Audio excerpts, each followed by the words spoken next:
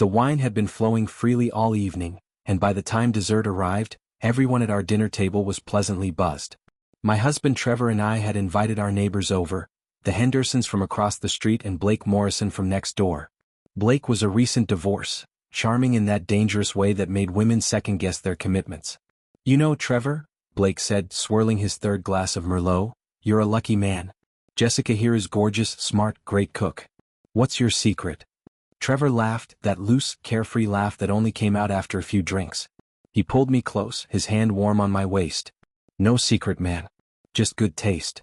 "I'm serious though," Blake pressed, leaning forward with an intensity that made me slightly uncomfortable. "If you ever get tired of married life, let me know. I'd trade you my Tesla for a week with your wife." The table went silent for a beat. Mrs. Henderson let out a nervous giggle. Then Trevor, in what would become the worst decision of our marriage, raised his glass. "Hell, Blake, you can have her for a month if you throw in that boat of yours." Everyone laughed, awkward, uncertain laughter that died quickly. I felt my cheeks burn as I forced a smile. Trevor squeezed my hand apologetically, but the damage was done. Blake's eyes had lit up with something I couldn't quite identify. Interest? Amusement? Something darker? Later that night, as Trevor snored beside me, I stared at the ceiling replaying the moment. It was just a joke, I told myself. Just drunk guys being idiots. But I couldn't shake the way Blake had looked at me after Trevor's comment, like he was already calculating, planning. The next morning I found a text from an unknown number, thinking about that trade. "When should we discuss terms?" Winky face. "Blake." I deleted it immediately, my heart racing. It was nothing. Just Blake being Blake, flirtatious, boundary pushing. I didn't mention it to Trevor over breakfast. Why worry him over something so silly? But that afternoon, as I was bringing in groceries, Blake appeared at the end of our driveway. He was in running clothes, chest gleaming with sweat, looking infuriatingly attractive. "Hey Jessica. Need help with those bags?" "I'm fine," I said quickly. He jogged over anyway, grabbing 3 bags before I could protest. "About last night," he said, his voice low as we walked toward my door. "I hope you know I wasn't entirely joking." I stopped, nearly dropping my bags. "Blake. Trevor's a great guy, but he doesn't appreciate what he has." His green eyes held mine. "If you were mine, I'd never make a joke like that. Not even drunk." My mouth went dry. "You need to leave." He set the bags down on my porch, close enough that I could smell his cologne mixed with clean sweat. "Think about it, Jessica. The offer stands." Then he was gone, jogging back down the street, leaving me trembling on my own doorstep. Over the next 3 days, Blake became impossible to avoid. He was suddenly everywhere, checking his mail when I left for work, washing his car shirtless when I returned home, walking his sister's dog past our house at exactly the time Trevor left for his morning meetings.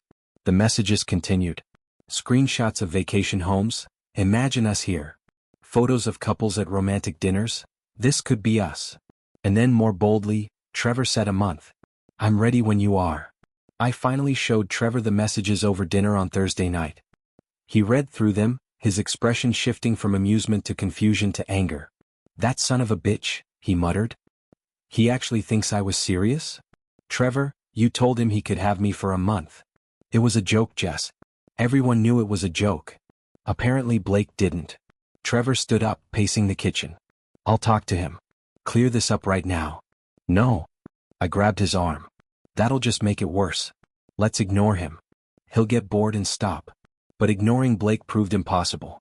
The next morning I found a gift basket on our porch, expensive wine, gourmet chocolates, a card that read, "For the future Mrs. Morrison. Can't wait to make it official." Trevor found it when he left for work. His face went red as he read the card. "This is insane. I'm calling him right now. Trevor, please." But he was already dialing. I listened to one side of a heated conversation that ended with Trevor slamming his phone down. "He says the deal is binding. That I made an offer in front of witnesses and a gentleman honors his word. He can't be serious." "He is. He said he's already bought tickets for us to go to the Bahamas next week.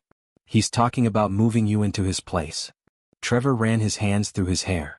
"Jesus, Jess, what have I done?" That night, we deadbolted all our doors and drew the curtains. But at midnight, we heard it, music playing from Blake's yard. Our song. The one Trevor and I danced to at our wedding. I looked out the bedroom window to see Blake standing in his backyard, facing our house, illuminated by tiki torches. He raised a glass toward our window. Trevor grabbed his phone. I'm calling the police. And tell them what? That our neighbor is playing music and standing in his own yard. There has to be something. A knock at our front door made us both freeze. It was past midnight. We crept downstairs together, Trevor grabbing a baseball bat from the hall closet. He peered through the peephole and cursed. It's Blake. Don't open it, I whispered. Another knock, louder. Trevor. Jessica. Come on guys, we need to talk about the logistics. We stood frozen in our own entryway, barely breathing until Blake finally left. Through the window we watched him walk back to his house, whistling. Trevor pulled me close. Tomorrow we're getting a restraining order. But the next morning we discovered Blake had thought ahead. An envelope had been slipped under our door, a legal document. My hand shook as I read it. It was a contract, complete with Trevor's signature digitally copied from somewhere, outlining the terms of our arrangement. 1 month starting the following Monday. Included provisions for my moving into Blake's home, date scheduled, even a clause about Trevor being allowed supervised visitation. This isn't legally binding, Trevor said, but his voice wavered. This is insane. My phone buzzed. Blake, looking forward to Monday. I've cleared out a drawer for you. Should I pick you up or will Trevor drop you off? That's when we realized Blake wasn't going to stop. This had gone from uncomfortable to genuinely frightening. Sunday morning, Trevor and I sat at our kitchen table surrounded by coffee cups and legal notepads, trying to figure out how to handle Blake. The restraining order had been denied. Apparently standing in your own yard and sending suggestive texts didn't meet the legal threshold for harassment. We could just tell him to go to hell, Trevor suggested for the 10th time. We've tried that. He thinks this is all part of some elaborate foreplay. I rubbed my temples, exhausted from 3 nights of terrible sleep. Every noise outside had us jumping, expecting Blake to be lurking. My phone buzzed again. Blake, 24 hours until our month begins. I've planned something special for tomorrow night. Wear something red. Trevor snatched the phone, his jaw clenched. Then his expression changed, a slow smile spreading across his face. Wait, I have an idea. What? Blake wants to play games? Let's play his game. But on our terms. Trevor leaned forward, animated now. We make him think the deal is on. You go over there tomorrow, we play along, but we set him up. Make him do something that actually crosses a legal line we can report. Absolutely not. I'm not going anywhere near. Hear me out. Trevor grabbed my hands. We record everything. You wear a wire. The second he does anything inappropriate, we've got him on tape. We go straight to the police with evidence they can't ignore. It was risky and probably stupid, but we were desperate. That afternoon, Trevor bought a small recording device online with same-day delivery.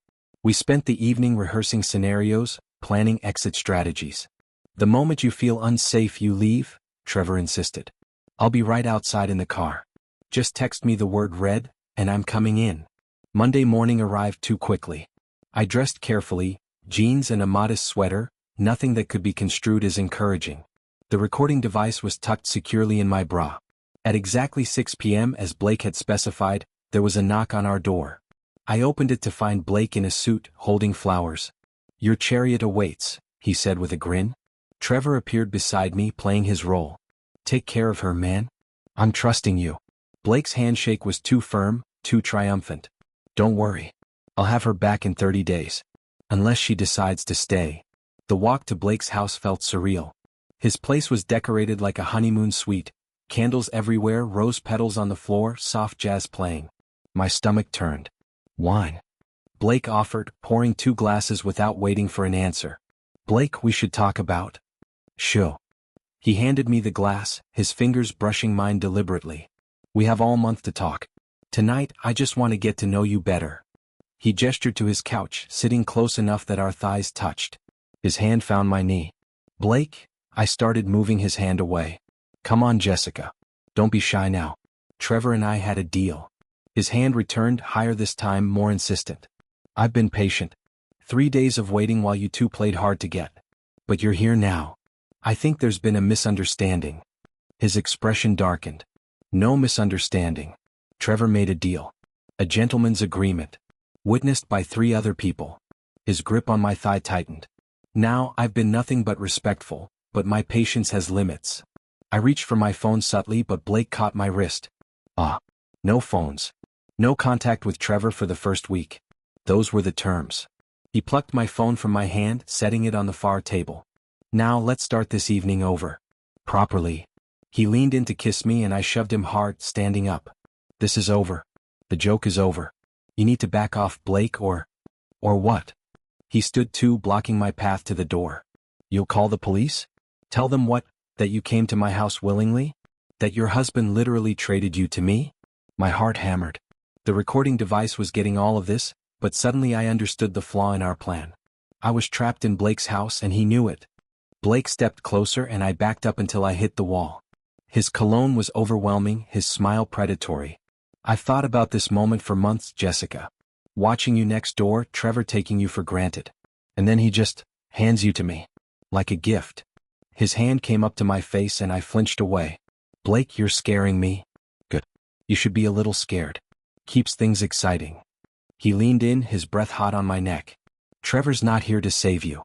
No one is. We have this whole month. The front door crashed open. But it wasn't Trevor. It was Blake's ex-wife, Vanessa, standing in the doorway with her phone out, recording. Are you fucking kidding me, Blake? She shouted. You told me you were ready to work on our marriage, and here you are trying to force yourself on the neighbor? Blake spun around, his face going pale. Vanessa? What are you? How did you? Trevor called me. Told me everything. Knew you'd pull something like this. She marched in, shoving her phone in Blake's face. I've got you on video, threatening her, admitting you've been stalking her. The cops are gonna love this. I grabbed my phone and bolted for the door. Trevor was indeed outside, jumping out of his car the moment he saw me. Did he hurt you? Trevor's hands were all over me, checking, his face panicked. I'm fine. The recording, I got everything. Behind us, we could hear Vanessa tearing into Blake. You think you can just harass people? Create fake legal documents? I knew you were sleazy, Blake, but this is criminal. Blake appeared in the doorway, his earlier confidence shattered. It was just a joke. Can't anyone take a joke anymore? A joke. Trevor's voice was deadly quiet. He stepped toward Blake. You threatened my wife.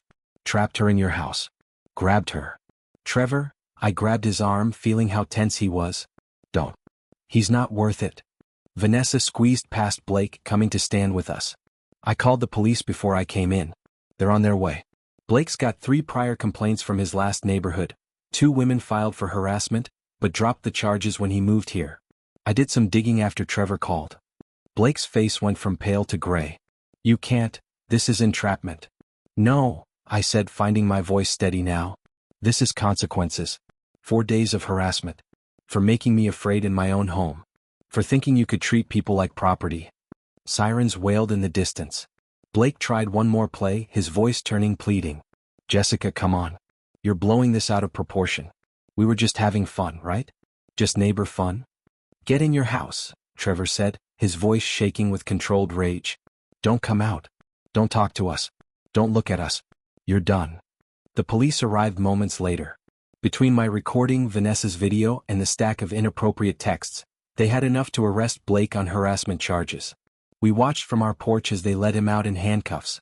Vanessa came over after giving her statement. I'm sorry, she said quietly. When Trevor called and told me what Blake was doing, I wasn't even surprised. He pulled similar shit during our marriage, pushing boundaries, not taking no for an answer. I should have warned you when he moved in. It's not your fault, I said. She gave us a tired smile. He'll probably get probation, community service, maybe a fine. But at least now there's a record. He tries this again, he's actually going to jail. She paused. And I'm selling his house out from under him in the divorce. He won't be your neighbor much longer. After she left, Trevor and I sat on our porch in the quiet evening, processing everything. I'm so sorry, Trevor said finally. This is all my fault. That stupid joke. We both underestimated how crazy he was. I should never have said it. Even as a joke. You're not property. You're not something to be traded or joked about. He turned to me, his eyes wet. I learned a really hard lesson about respecting what I have. About protecting it. 3 months later, Blake's house had a sold sign in the yard. Vanessa had made good on her promise. The divorce settlement gave her the house, and she'd unloaded it quickly to a nice family with 2 kids. Blake had moved back across town to a small apartment, his legal troubles and reputation making it hard for him to find anything better. The harassment charges had stuck. Blake got probation, mandatory counseling, and a restraining order that kept him at least 500 feet from our property. The judge had been particularly unimpressed with the fake legal document and the aggressive behavior captured on recording. Trevor and I were in therapy too, not because our marriage was failing but because we'd learned the hard way that stupid jokes could have real consequences. Our therapist helped us work through trust issues, boundaries, and communication in ways we should have figured out years ago. "It's funny," I said one evening as we sat on our porch watching the new neighbors move in. "If you told me 3 months ago that your drunk comment would turn into a criminal case, I would have laughed." Trevor winced. "Still not funny." "No, but there's a lesson in it. About respect. About thinking before speaking." I squeezed his hand. "And about having each other's backs when things go wrong." He pulled me close, kissing my temple. "I meant what I said that night. You're not property. You're my partner. My equal. And I'll spend the rest of my life proving I understand that." A car pulled into Blake's old driveway, the new family. A woman about my age got out, waving cheerfully. Trevor and I waved back. "Think we should warn them?" I joked. "Warn them about what? That the previous owner was a psychopath? I'm pretty sure the neighborhood gossip mill already handled that." Trevor stood, pulling me up with him. "Come on. Let's go introduce ourselves. Show them what normal neighbors look like." We walked over together and for the first time in months, I felt completely safe in my own neighborhood. The woman introduced herself as Rachel, her husband Tom, and their twins Sarah and Jake. "Everyone's been so nice," Rachel said. Though we did hear some interesting stories about why the house sold so quickly. Trevor and I exchanged glances. "Let's just say the previous owner had some boundary issues," Trevor said diplomatically. "But he's gone now. It's a great neighborhood, really." After we finished chatting and headed back home, my phone buzzed. For a split second, my heart jumped, but it was just my mom asking about dinner next week. "You okay?" Trevor noticed my reaction. "Yeah, just a reflex. Expecting bad news." I deleted the notification and pocketed the phone. "I'm glad it's over." "Me too." Trevor opened our front door. Though I learned something valuable. "What's that?" "Never ever make a joke about trading my wife. Even drunk. Even as a joke. Even if the world is ending and it's somehow necessary to save humanity." He grinned. "Lesson learned." I laughed, the sound feeling good and free. "I'll hold you to that." That night, curled up in bed with Trevor's arms around me, I thought about how a single thoughtless comment had spiraled into something dangerous. How Blake's refusal to accept boundaries had revealed his true nature. How Vanessa's willingness to help strangers had probably saved me from something worse.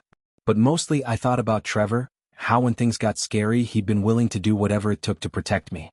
How he'd owned his mistake and worked to fix it. How we'd come through this stronger, more aware, more committed to respecting each other. My phone buzzed one last time before I turned it off for the night. An email from Vanessa. "Hope you two are doing well. Blake violated his probation. Surprised? And is serving 6 months. Thought you'd want to know. Stay safe. V." I showed Trevor, who read it and nodded. "Good. Maybe he'll actually get help. Or maybe he'll just stay away from us," I said, snuggling closer. "Either works." Outside, the neighborhood was quiet and peaceful. Blake's house glowed with warm lights from its new occupants. Everything was as it should be. And this time, as Trevor drifted off to sleep beside me, I didn't lie awake worried about what the next day would bring. The nightmare was over. The joke had finally ended. The end.